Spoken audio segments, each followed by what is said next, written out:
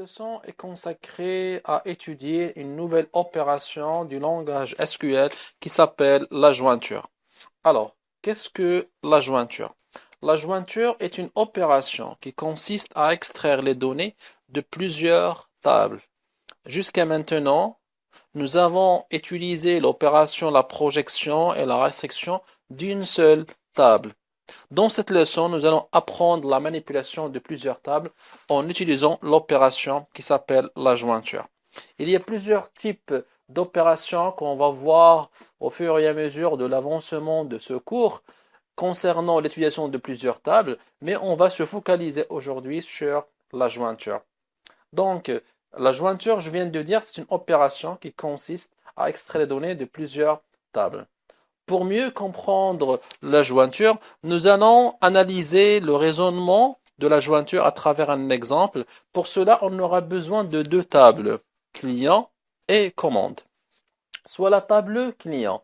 Alors, la table client se compose de trois colonnes. L'id client, c'est la clé, suivi donc du nom et la ville client. Il y a la table commande contenant quatre colonnes. L'id de la commande, c'est la clé, la date de la commande et l'id des clients. Alors, l'id des clients, ici, il joue le rôle de ce qu'on appelle une clé étrangère. Alors, c'est quoi une clé étrangère? Une clé étrangère, c'est une colonne d'une table, alors qu'il est une clé primaire dans une autre table. Dans notre cas, id des clients, c'est un simple champ dans la table commande, mais il est la clé primaire dans la table client. Et il y a la dernière colonne, c'est le montant de la commande.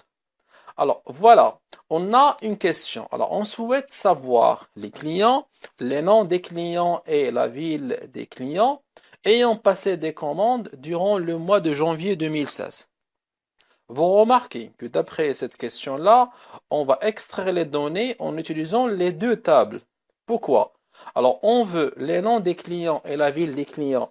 Ces deux colonnes, on va utiliser pour cela la table client, mais on veut les clients ayant passé des commandes durant le mois de janvier 2016. Et là, on part de la date de la commande qui se trouve dans la table commande. Donc, vous remarquez que les données qu'on veut extraire utilisent les deux tables. Alors maintenant, il y a une question.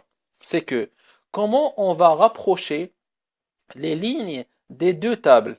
D'une autre manière, comment on va lier une ligne de la table client avec une ligne de la table commande? D'une autre manière, comment on va joindre une ligne de la table client avec une ligne de la table commande? Alors, prenons cet exemple. Soit la première ligne de la table client. Alors, le client ayant l'id 1, est-ce qu'il est concerné par la première ligne de la commande? Ce qui veut dire, est-ce que l'id du client 1, la ligne 1 ayant l'id du client 1, est concernée par la ligne de la commande ayant l'id de commande 1? À votre avis, est-ce que c'est correct? Vous allez dire oui. Pourquoi vous allez dire oui? Parce que l'id 1 de la table client de la première ligne correspond à l'id des clients de la première ligne de la table commande. C'est correct. Alors maintenant, je prends la première ligne de la table client. Est-ce qu'il est concerné, ce client, est-ce qu'il est concerné par la deuxième commande qui est le numéro 2? Vous allez dire non. Pourquoi non? Parce qu'on a dans la table client l'id client 1, alors que dans la table commande, l'id du client c'est 2. Donc, d'après cet exemple, on remarque que le rapprochement des lignes de la table client avec les lignes de la table commande se fait avec la colonne id client. D'une autre manière, un client de la table client correspond à une ligne de la table commande s'ils ont le même id. Ça, c'est le raisonnement au niveau de la jointure.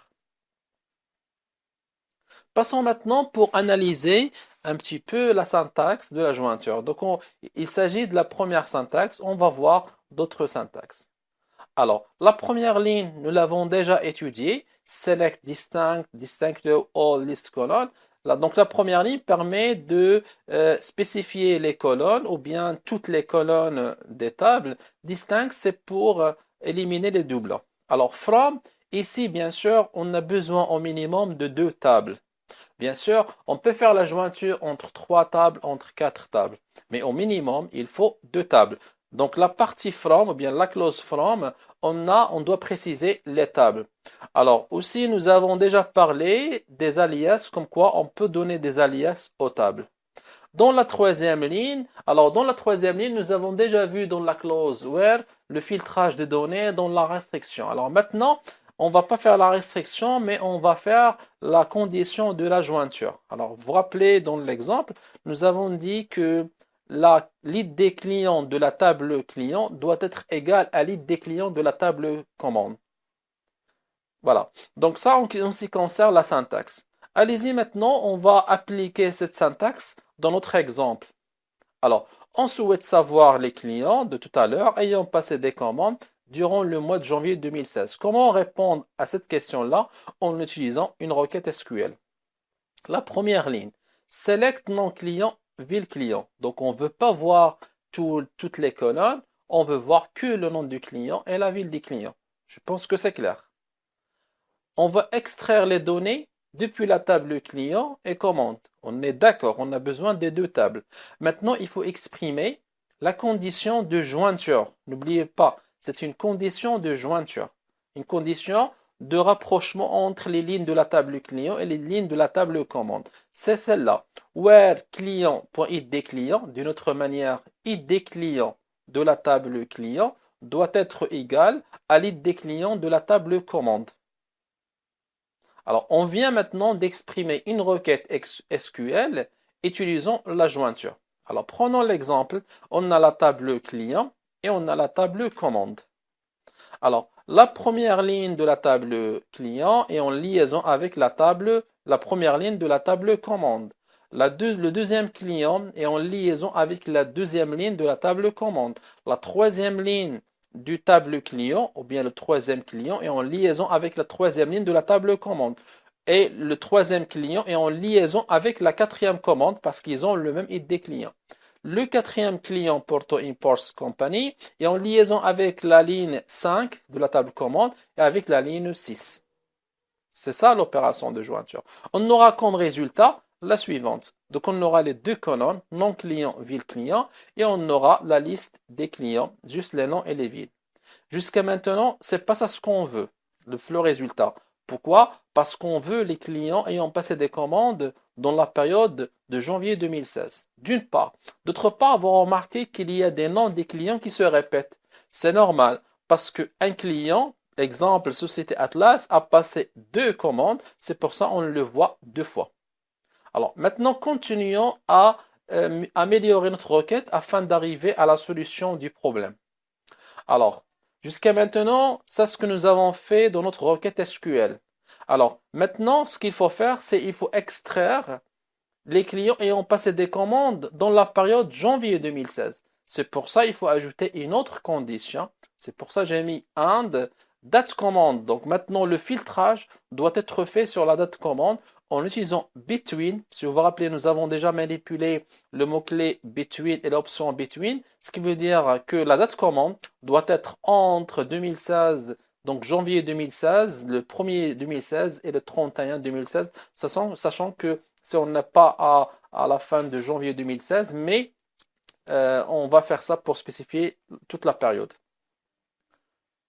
Si on prend l'exemple ici, alors vous voyez dans la table commande, donc il y a des commandes qui ont été passées durant l'année 2015, mais nous on s'intéresse que commandes qui ont été passées en 2016, exactement en janvier. Il s'agit de la commande 5 et de la commande 6. Alors, qui a passé la commande 5, qui a passé la commande 6? Vous remarquez, c'est le client numéro 4, c'est Porto Imports Company. Ce qui va nous donner sur le résultat, il va nous afficher, vous remarquez, deux lignes. Le même client se répète deux fois parce qu'il a passé deux commandes. Vous remarquez qu'il a passé deux commandes. C'est pour cette figure deux fois. Il nous reste maintenant une dernière chose, c'est on veut éliminer les doublons. Donc on veut voir le client une seule fois. Comment faire? Alors, maintenant, quand vous remarquez sur la première ligne de notre requête select, je viens d'utiliser distinct. Donc le mot-clé distinct, c'est pour permettre l'élimination des doublons. Voilà, ça c'est le résultat. Passons maintenant à l'utilisation des alias. Donc, on peut utiliser les alias. Alors, remarquez maintenant dans la partie from, donc j'ai donné un alias à la table client T1 et un alias à la table commande T2. Donc, je peux utiliser ces alias dans la partie select, select distinct T1.nom, etc. Et aussi, j'utilisais les alias dans la clause where, dans la condition de la jointure, et j'ai utilisé les alias aussi dans la condition. Voilà pour introduction à la jointure. J'espère que vous avez bien compris et je vous dis à bientôt.